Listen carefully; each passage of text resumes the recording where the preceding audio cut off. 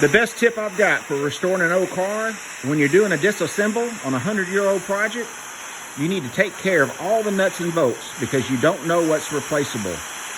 In this case, these bolts will not budge at all. Even soaking them overnight for 3 days, I still can't get them off with an impact screwdriver or anything without doing any kind of damage.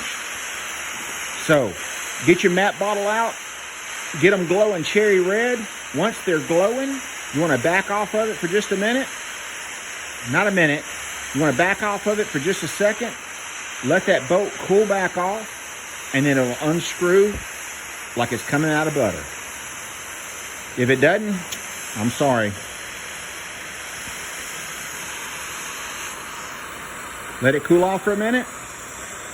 I keep saying a minute. Let it cool off for a second. And there we go. No, they weren't preheated.